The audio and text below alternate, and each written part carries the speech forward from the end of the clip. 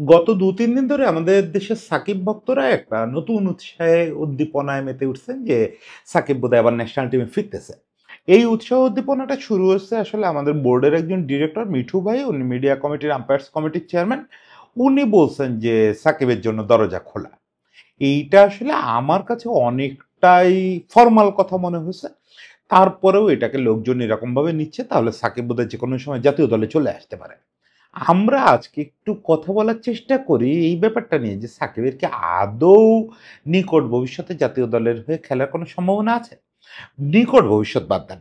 আদৌ কি আর কখনো ইন্টারন্যাশনাল খেলার সম্ভাবনা আছে? সেই সম্ভাবনাটা আছে কিনা সেইটা একটু খোঁতায় দেখবো। একই সঙ্গে সাকিব এই মুহূর্তে কি অবস্থায় আছে সেটা একটু জানানোর চেষ্টা করব আজকে। প্রথম কথা হচ্ছে যে সবকিছু ঠিক থাকলে সাকিবের এখন জাতীয় দলে থাকার কথা। জাতীয় দল শ্রীলঙ্কায় খেলতেছে। একটার পরে একটা সিরিজ খেলতেছে। ফলে জাতীয় দলে তো এখন সাকিবের থাকার কথা এবং আগামী কিছুদিন, আগামী ১ বছরের মতো বাংলাদেশের যেরকম প্যাকড শিডিউল, তাতে সাকিবের তো কোনো একটা ম্যাচও মিস করার কথা না। এবং সাকিব যে সেটা খেলার মতো অবস্থায় আছে সেটা তো আমরা তার পারফরম্যান্সে টের পাচ্ছি, তার খেলায় টের পাচ্ছি। এই জিএসএল এ একটা ম্যাচে সে অলরাউন্ড পারফরমেন্স করে রীতিমতো চমকায় দিছে। কি অসাধারণ বোলিং, অসাধারণ ব্যাটিং করছে। পরে অবশ্য দুটো ম্যাচে খারাপ করছে।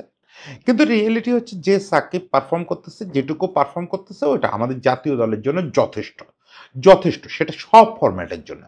এখন আমরা যেটা দেখতেছি যে মিঠু ভাই বলছেন যে সাকিবের জন্য দুয়ার খোলা। এই কথাটা কি কথার কথা, ফরমাল কথা না সত্যি কথা? সত্যি কথা যদি হইতে হয় তাহলে তো আসলে সেটার কোনো একটা উপায় থাকতে হবে।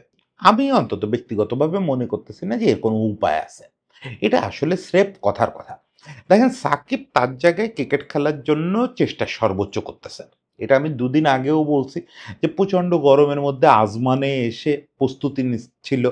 সে জানে না কোথাও কোনো ম্যাচ খেলতে পারবে কিনা। এর মধ্যে তাকে পিএসএল এ একটা দল নিয়েছিল, সেখানে সে ভালো করতে পারে নাই।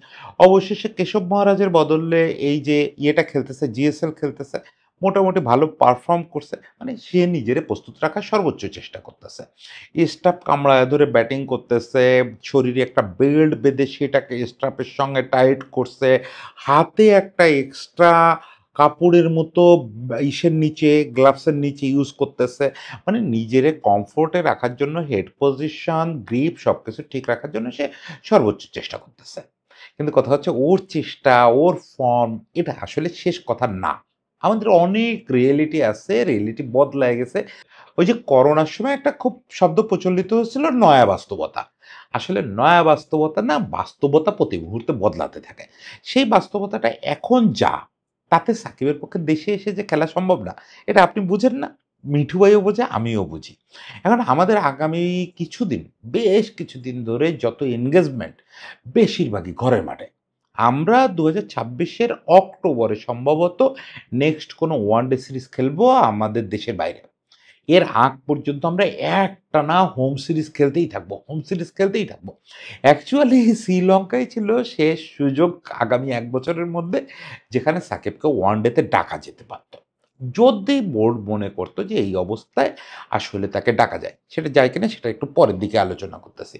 আগে হচ্ছে রিয়েলিটি যে এই মুহূর্তে আমাদের একের পর এক হোমে খেলা। হোমে যে সে আসতে পারতেছে না, এসে খেলতে পারতেছে না, এটা তো আপনি বোঝেন। ফলে হোমে আসার কোনো কারণ নাই। অ্যাওয়েতে একটা টুর্নামেন্ট আছে এশিয়া কাপ। সেটা আবার টি-টোয়েন্টি ফরম্যাটে। টি-টোয়েন্টি ফরম্যাট থেকে কিন্তু সাকিব আনুষ্ঠানিকভাবে অবসর নিছে।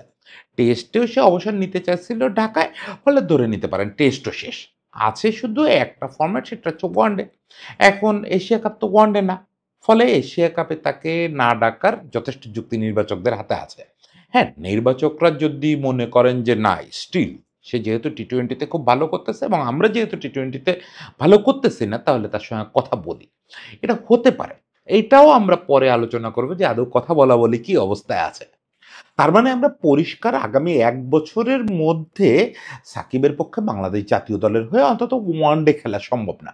কারণ আগামী ১ বছরের মধ্যে অ্যাওয়েতে আমাদের কোনো ওয়ানডে নাই। এবার আসেন হচ্ছে যে হোমে আসা সম্ভব না, এটা আমরা বুঝতেছি। অ্যাওয়েতে ওয়ানডে হলেও কি সেটা জাতীয় দলে তার খেলা সম্ভব? এই যে বললাম যে শ্রীলঙ্কায় একটা ভালো সুযোগ ছিল। আমি মনে করি না যে এইটা সম্ভবপর অবস্থায় বা বিসিবির হাতে পুরো ব্যাপারটা সবসময় আছে। হ্যাঁ, বোর্ড খুব দৃঢ়তার সঙ্গে তাদের যেগুলো বলা উচিত সেগুলোই বলতেছে। বুলবুল ভাইও বলছে, মিঠু ভাইও বলছে। একই টোনে সবাই কথা বলতেছে যে, "আমরা অন্য কিছু বিবেচনায় নিব না। আমাদের নির্বাচকরাই এই সিদ্ধান্ত নিবে। ক্রিকেট অফিসে এই কল নিবে। ক্রিকেট অফিস দেখবে সে এভেইলেবল আছে কিনা, নির্বাচকরা দেখবে তাকে দরকার কিনা।" এটাই আসলে সায়েন্স। এটাই আসলে কেতাবি কথা। কিন্তু এটা রিয়েলিটি না। রিয়েলিটি যদি তাই হতো রংপুর রাইডার্স তো অনেক চেষ্টা করছিল যে জিএসএল এ তাকে স্কোয়াডে রাখা যায় কিনা। কিন্তু সেটা যেকোনো একটা কারণে শেষ পর্যন্ত তারা রাখতে পারে নাই। তার মানে রাখা সম্ভব না। বাংলাদেশের একটা ফ্র্যাঞ্চাইজি তাকে দলে নিতে পারে নাই জিএসএল এ। সেখানে বাংলাদেশ ন্যাশনাল টিম দেশের বাইরে হলেও তাকে দলে নিতে পারবে, ইকুয়েশনটা নিশ্চয়ই এত সোজা না। ফলে যে বললাম যে শ্রীলঙ্কায় চাইলে তারে খেলানো যেত বা এশিয়া কাপে টি-20 হইলেও নির্বাচকরা তারে বিবেচনায় নিতে পারেন, এগুলোও বাস্তব না। তার মানে আগামী ১ বছরকে যদি আমরা ধরে নেই এই বাস্তবতা, বাস্তবতা তো ওই যে বলছি যে বাস্তবতা ক্ষণে, ক্ষণে বদলায় পৃথিবী জুড়ে। বাস্তবতা বদলাইলে আবার এই সব কথা বদলে যাবে। এসব কথার কোনো অর্থ থাকবে না। কিন্তু বর্তমান বাস্তবতা, সে বাস্তবতা ভালো না খারাপ না কেমন সেগুলো নিয়ে আমরা স্পোর্টস চ্যানেলে কেন আলোচনা করব? আমরা আলোচনা করব বর্তমান বাস্তবতায় সাকিবের আগামী ১ বছরে জাতীয় দলে খেলার কোনো সম্ভাবনা নাই। এবং একই সঙ্গে এটাও সত্যি আমি আপনাকে নিশ্চিত করতেছি যে বোর্ডও সিরিয়াসলি এগুলো ভাবতেছে না। বোর্ড যদি সিরিয়াসলি ভাবতই তাহলে সাকিবের সঙ্গে একটু এটা নিয়ে আলোচনা করত। যে সাকিব এই অবস্থা, আমরা তো চাই তুমি অমুকটা, অমুকটা, অমুকটা খেলো। তুমি কি অবস্থায় আছো বলো তো? তুমি কি আসলে আসার মতো অবস্থায় আছো? আমি আপনাকে নিশ্চিত করে বলতেছি যে বোর্ডের সঙ্গে গত কয়েক মাসে বোর্ডের কোনো পর্যায়ে কারোর সঙ্গে একদম সাপোর্ট স্টাফ থেকে শুরু করে বোর্ড প্রেসিডেন্ট কারোর সঙ্গে সাকিবের এ বিষয়ে অন্তত কোনো কথা হয় নাই। অন্য বিষয় হতে পারে। কিন্তু জাতীয় দলে সে খেলতে পারবে কিনা, তারে বিবেচনা করতেছে কিনা এসব বিষয়ে কেউ কোনো কথা বলে নাই। সেও এগুলো জানতেছে এইসব যে তার দুয়ার খোলা, সেও এগুলো জানতেছে হচ্ছে এই পত্রিকা পড়েই। পত্রিকা তো পড়তে পারতেছে না, মিডিয়াতেই এগুলো দেখতেছে এবং অ্যাকচুয়ালি এইসব স্বপ্ন দেখা বা এই যে এইটা নিয়ে উচ্ছ্বাস, এইটার আসলে আমি কিন্তু এমন কোনো বাস্তব ভিত্তি দেখতেছি না। আমরা নিশ্চয়ই আশা করি যে সব পরিস্থিতি ঠিক হয়ে যাবে একদিন। ঠিক হওয়ার কথা বলতেছি না, তাইলে মনে হবে যে এখনকারটা বোধহয় বেঠিক। সেটা বলতেছি না। আমি ক্রিকেটের জায়গা থেকে একদম সলিড ক্রিকেটের জায়গা থেকে প্রত্যাশা করি যে সাকিবরে আরেকবার জাতীয় দলের জার্সি গায়ে দেখব।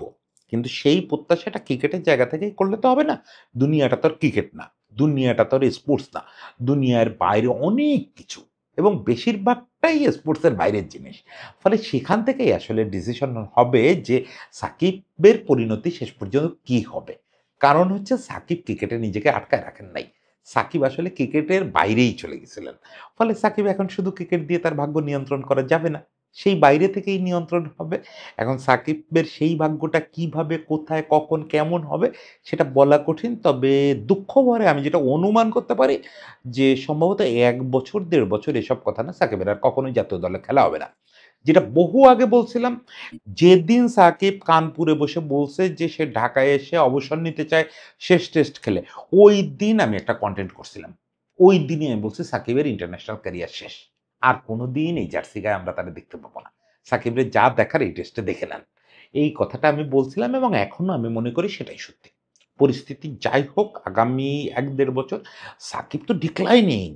যতই প্রশংসা করি, সাকিব তো আরো ৫-৭ বছর এই ফর্মে খেলে যেতে পারবে না। এবং সাকিবকে ৫-৭ বছর পরেও জাতীয় দলে অপরিহার্য মনে হবে বা প্রয়োজনীয় মনে হবে সেটা মনে হওয়ার কোনো কারণ নাই। ফলে সাকিবের ইন্টারন্যাশনাল চ্যাপ্টার শেষ হয়ে গেছে। এইটা মেনে নিয়েই সাকিব ভক্তদের আসলে জিএসএল-টিএসএল এগুলো দেখা মনে হয় ভালো। আমিও একজন সাকিব ভক্ত হিসেবে সেভাবেই দেখতেছি। যাই হোক শেষ পর্যন্ত ব্যাপারটা সময়ের হাতেই ছেড়ে দেওয়া যাক। আশা করি সবকিছুর একটা সুন্দর পরিণতি হবে। সবাই ভালো থাকবেন।